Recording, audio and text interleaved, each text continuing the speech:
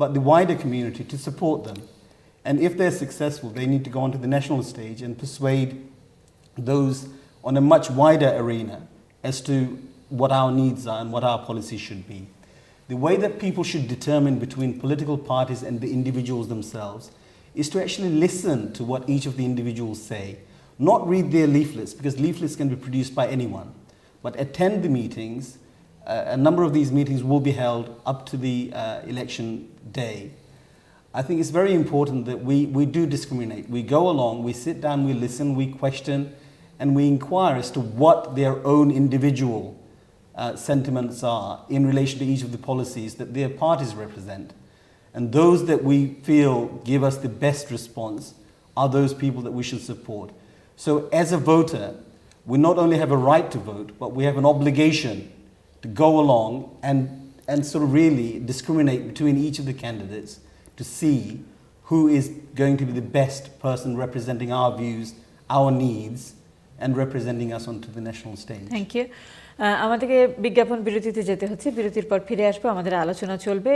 তবে আমাদের এটা আমার মনে হয় আমার প্যানেল মেম্বাররা খুব সুচিন্তিত মতামত দিয়েছেন যে আমাদের শুধু পার্টি ক্যান্ডিডেট হিসেবেই দেখলে হবে না, তাদের রাজনৈতিক চিন্তাধারা কিংবা অ্যাফিলিয়েশন দেখলেই হবে না, তাদের পার্সোনালিটি নিশ্চয়ই দেখতে হবে। পাশাপাশি লোকাল ইস্যু অর্থাৎ স্থানীয় বিষয়গুলোতে তাদের দক্ষতা থাকার পাশাপাশি গ্লোবাল ইস্যুতে তাদের কতটা দক্ষতা এবং সেই মঞ্চে অর্থাৎ পার্লামেন্টে তারা কতটা বলিষ্ঠ ভূমিকা রাখতে পারবে সেই চিন্তাও আমাদেরকে মাথায় রেখেই ভোট প্রদানের ব্যাপারে সচেতন হতে হবে। বিজ্ঞাপন বিরতির পর ফিরে আসছি, আমাদের সঙ্গেই থাকুন।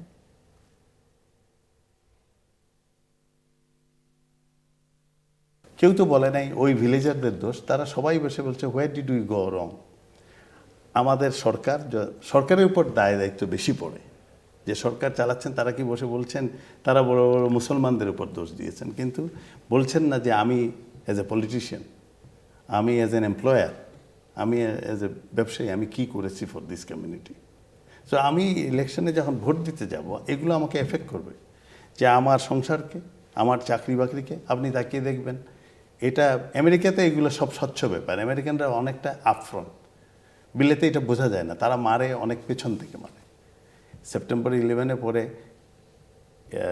রিস্ট্রাকচারিংয়ের নামে বিভিন্ন রকম অজুহাত দিয়ে বড় বড় পোস্ট থেকে এথনিক মাইনরিটি বিশেষ করে মুসলমানদের সরিয়ে দেওয়া হয়েছে।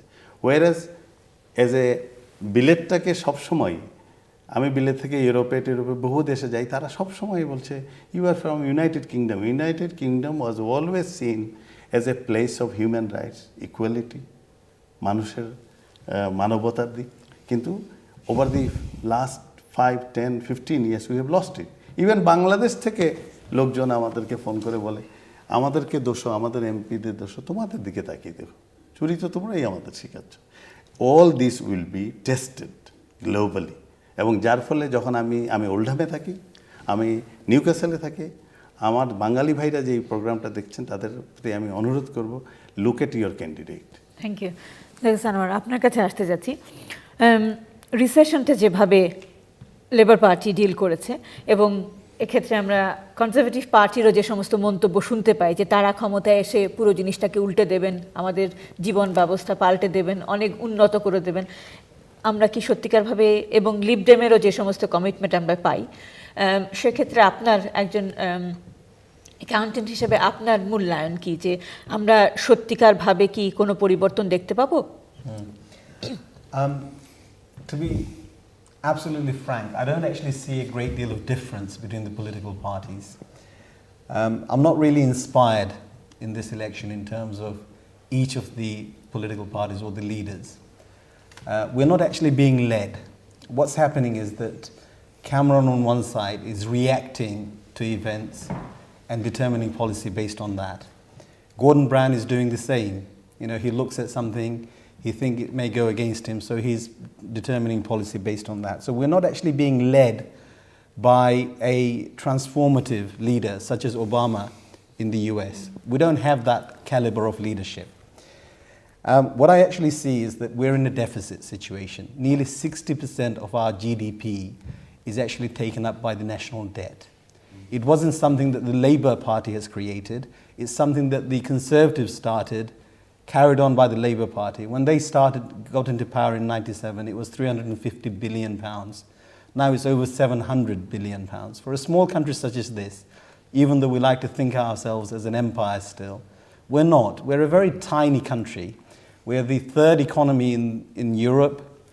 And although we have come out of recession, we don't actually have the substantive manufacturing industry that countries like Germany and to a lesser extent France has. So we're really stuck. How do we actually recover sufficient money? How do we tax? How do we collect the revenue in order to pay the national debt? Remember, 24 billion pounds is spent on actually paying the national debt per year. That is as much as all of the protection services like the police, the social services and various other things that we spend on in this country. That's a lot of money. How do we actually raise enough in order to reduce that national debt? Remember, 97, 350 billion, now over 700 billion.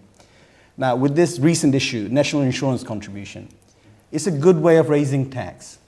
It's a clean, efficient way of doing it. Yes, it is a charge on business, but business can manage. Because the biggest collection of tax is from income tax. You know, what we earn, we pay through pay-as-you-earn. The next biggest collection is national insurance contribution. It's payable by both the employee and the employer. Now, the 1% increase on the national insurance contribution doesn't really have a significant impact on businesses, but it's a way of reducing costs whilst maintaining services. I read the newspaper and I see we've got them here in front of us. We're told that the Conservative Party will somehow cut Whitehall sort of bureaucracy and reduce costs by 12 billion. I just can't see how that is plausible. There is no way. I mean, looking at each of these departments, of course, cuts can be made. But the services that we offer, you can't really cut it by 12 billion. So you have to raise the revenue somehow. National insurance contribution is one where it's an easier way of doing it. I think it will become more important as time goes by. VAT is another. We are the least VAT charging country in Europe. Germany, France, other countries charge a higher rate of VAT than us. So we have to find ways of not harming recovery, and you can do that by not hitting the consumer directly, i.e. that's why they have kept VAT at 17.5%. They did decrease it to 15% before the current government. But I think it's important that taxation isn't on consumers. Indirectly, national insurance contribution, I think, is a good way of doing it, although I'm sure my colleague will disagree here. Yes, I will. But in terms of going forward, I think there isn't a great deal of difference. But we need to bite the bullet and say there is a huge national debt. We do need to get it under control. We do need to raise tax. We do need to cut down on expenditure. How we do it is going to be the main difference between the political parties. And if we're truthful about it, that will give the voters a better set of information to make their decision, as opposed to headlines saying that this will do this and this will do that. Mukim ভাই, একজন ব্যবসায়ী হিসেবে আপনি এই বিভিন্ন অর্থাৎ তিনটি প্রধান দলের দিকে যদি আমরা তাকাই, লেবার, কনজারভেটিভ এবং লিবডেম, তারা এই অর্থনৈতিক মন্দাকে কাটিয়ে ওঠার ব্যাপারে এবং আমাদের একটি স্টেবল পজিশনে নিয়ে যাওয়ার ব্যাপারে যে সমস্ত বক্তব্য দিচ্ছেন, আপনি সেগুলোকে কিভাবে মূল্যায়ন করেন?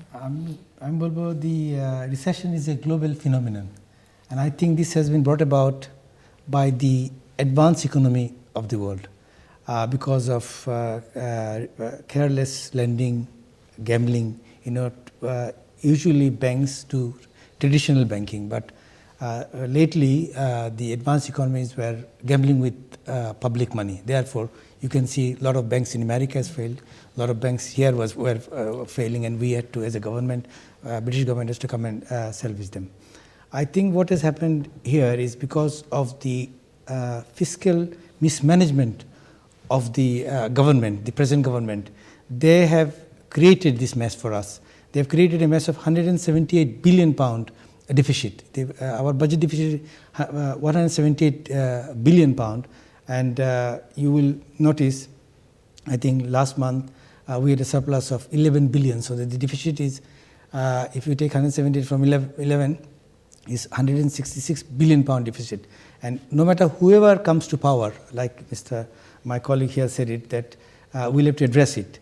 And we have to address it by either raising taxes, which he agrees with me that we have to raise taxes, but conservative government coming in, they believe in that we can raise taxes by not putting national insurance £1, 1% up, but by cutting waste in a lot of government departments, and by, of course, not raising the tax level what Labour proposes. They 50p to the pound, Labour is saying.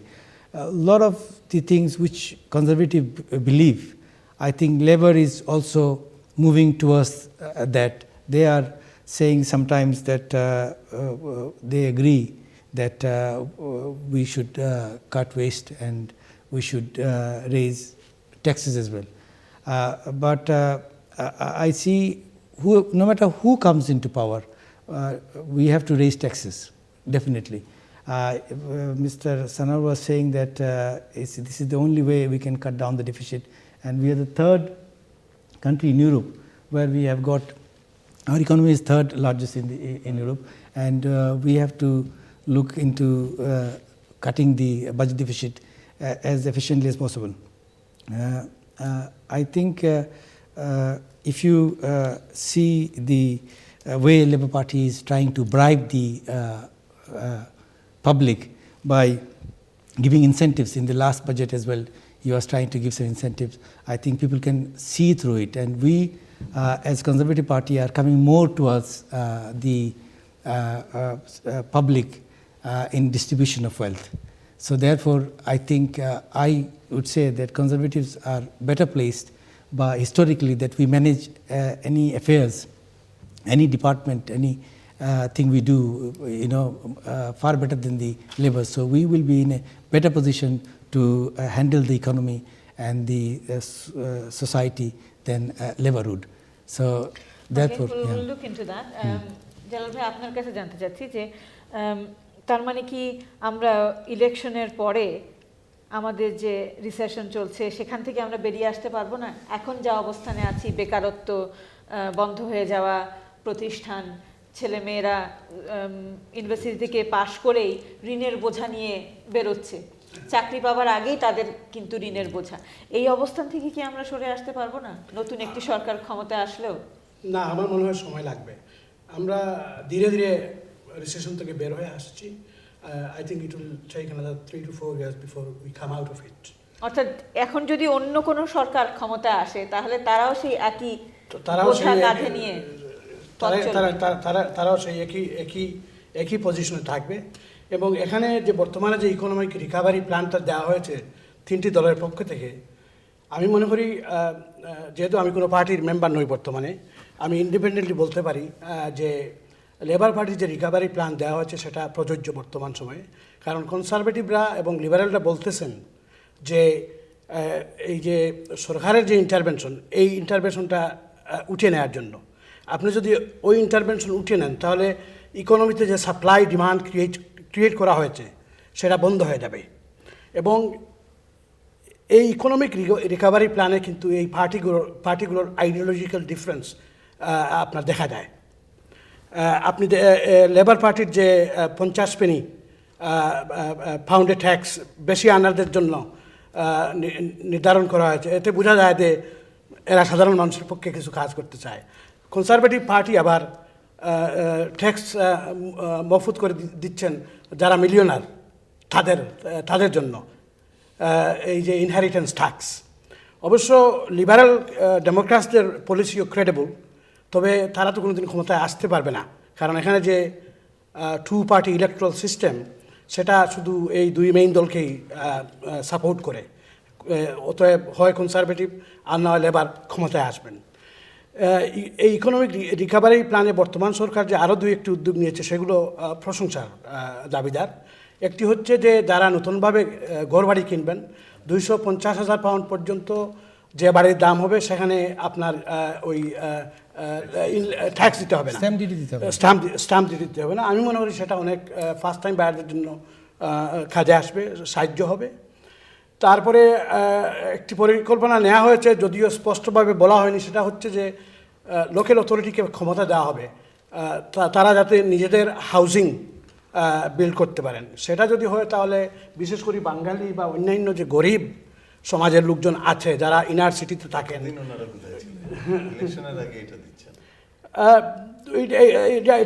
এটা শুধু কিন্তু labour party দিচ্ছে না, liberal ডেমোক্রেটসরাও আবার বলতেছে যে এই housing redevelopment programme কাউন্সিলের হাতে দেওয়া হবে, কিন্তু একমাত্র কনজারভেটিভ পার্টি এ ব্যাপারে কোনো মন্তব্য করে নাই বা কোনো আশ্বাস দেয় নাই।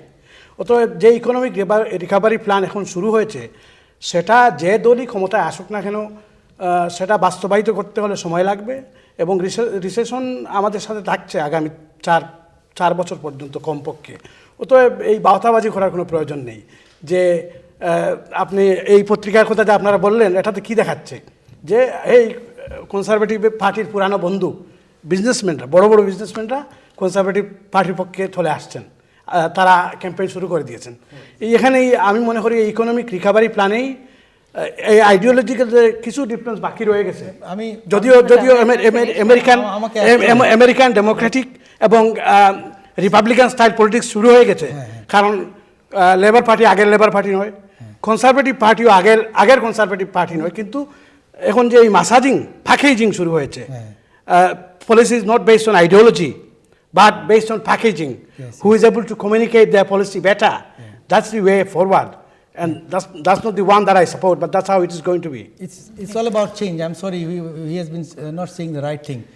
These people who are, I have to respond, because these people who are supporting the conservative policy, you are saying that we don't want the 1p taxation. These people do not benefit from it. Who benefits from it is the public.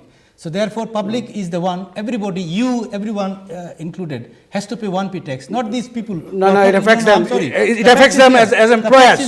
No, Muquim Bhai, it affects them as employers. I'm sorry. Well, you haven't got your fact we'll right. come back to that. The fact is there. The 1p is for generally for everybody.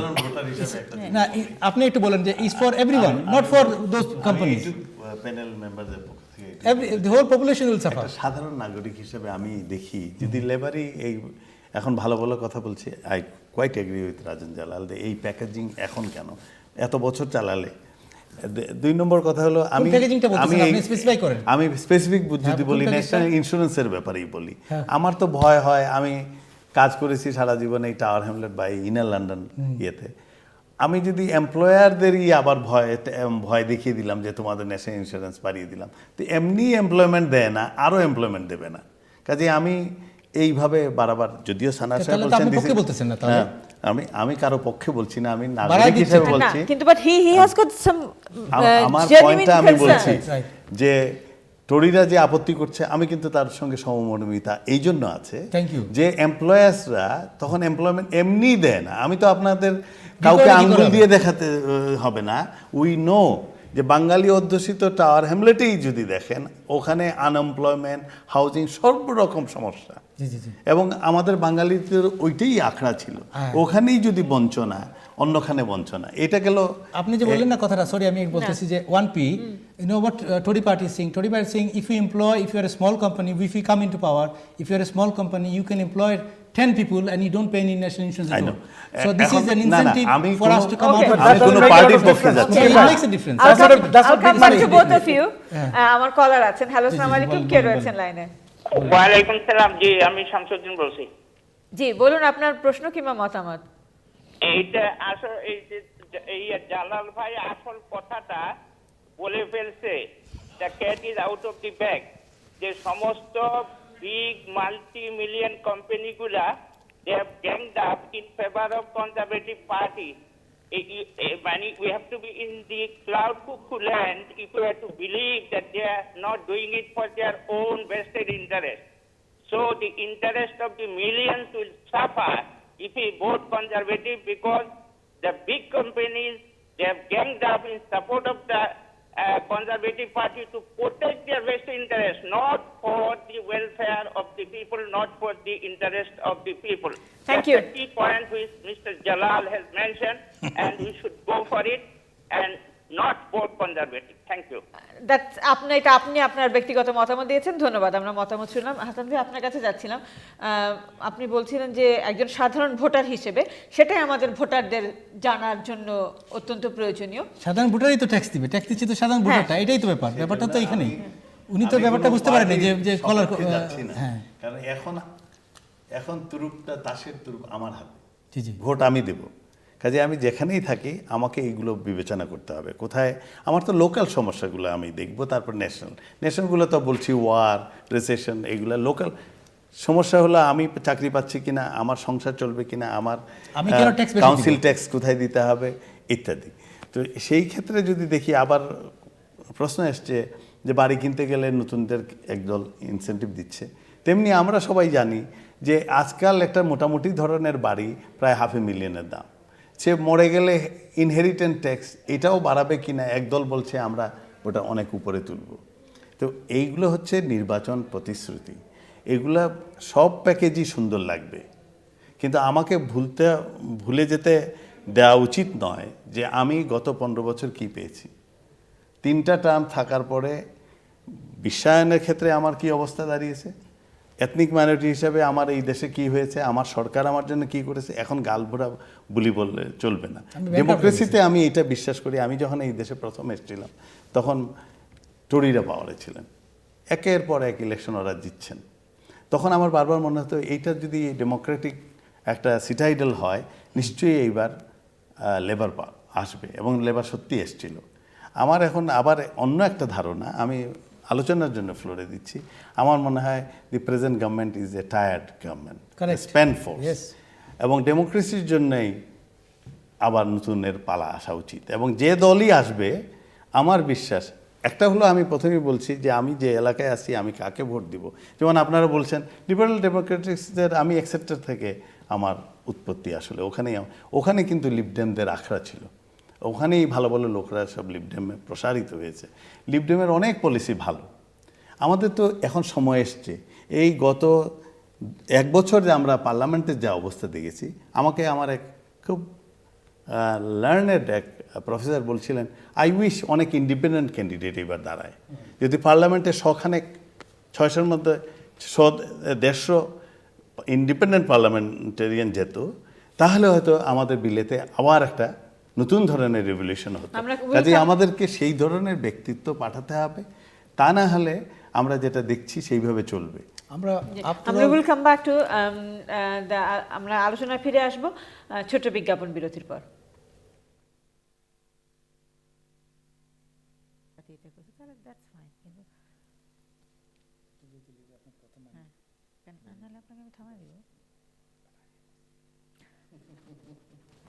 আমরা বিজ্ঞাপন বিরতির পর ফিরে এলাম আবারও আলোচনায়। আমি এবার ডক্টর সানোয়ার আপনার কাছে জানতে চাবো যে এই যে 50 pence এবং ন্যাশনাল ইন্স্যুরেন্স বাড়িয়ে দেওয়া, কিংবা নতুন ফার্স্ট টাইম বায়ারদের জন্য যে ইনসেন্টিভ আছে, এগুলোর পাশাপাশি আমরা 3টি প্রধান পার্টির যে এডুকেশন পলিসি, সেটাকে আপনি কিভাবে মূল্যায়ন করেন? কারণ এদেশে বেড়ে ওঠা নতুন প্রজন্মের নিশ্চয়ই এটা একটা চিন্তা যে তারা এই যে স্টুডেন্ট লোন এবং ফার্দার এডুকেশনের জন্য যে এখনও চার্জ করা হচ্ছে, এবং যেটা হাসনাত ভাই বললেন যে অর্থের অভাবে বিভিন্ন কলেজগুলো বন্ধ হয়ে যাওয়ার উপক্রম, কিংবা কলেজের বিভিন্ন অংশ ডিপার্টমেন্ট বন্ধ হয়ে যাওয়ার উপক্রম, এগুলোকে 3টি প্রধান দল অর্থাৎ এডুকেশন পলিসি তারা কিভাবে নিয়ে এসে এই পরিস্থিতি মোকাবেলা করবার কথা যেগুলো তারা বলছেন, সেটাকে আপনি কিভাবে মূল্যায়ন করেন? I remember during the 1997 election, education was the mantra from Tony Blair. Really, it's disappointing that education hasn't progressed in a way that was promised. And without education, the UK economy has largely become an intellectual economy. We're a service-based, intellectual, financial sort of country. We've lost manufacturing. That's not going to come back. So what we have is our intellectual base, our ability to design, develop